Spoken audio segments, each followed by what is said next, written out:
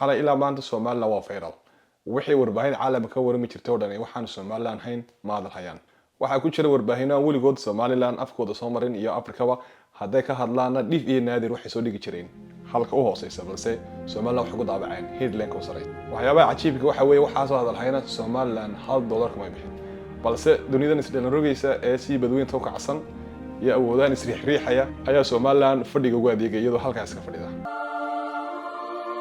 kadib markii madaxweynaha Turkiga Recep Tayyip Erdogan uu helay xogo odhanaya Ethiopia iyo Imaaraadka ay aqoonsanayaan Somaliland naf xarbigii wuxuu isku sii daayay Imaaraadka balse Maxamed bin Sayid uu ogaa inaan wax kale kala hadlayno Gasbusi uu ka cudur daartay inuu la kulmo Erdogan isla habeenimada ku xigtay wuxuu isku sii daayay Addis Ababa Abiy Ahmed buu la kulmay isagoo baryotamaya labadii bilood u dambeysay 3 jeer buu Erdogan ka hadlay Somaliland isagoo 10 sano u dambeysay afkiisa aan hal mar soo marin Somaliland waxa keenaya inuu arkay inay Somaliland aqoonsigeedu dibadda yaalo sidoo kale in board laga creeyay Soomaaliya oo ku tiri dhul baan ku siinay biyaan ku siinay waliba isagu biyuhu doonay waa biyaha baabul mandab wuxuu aaminsanaa hadii xasan sheekh uu saxeexo badda Soomaaliya ilaa iyo waxa tagi kartaa baabul mandab waayo biyaha Indian Ocean ka soo waxba kuma falay waxay ku noqotay u qaadan waayo sababta Soomaaliya loo heshiiyay kaliya waxay inuu helo baabul mandab wuxuu la xasan sheekh maadaama ku saxeexay uu haysto laysanka sharciyada Soomaaliya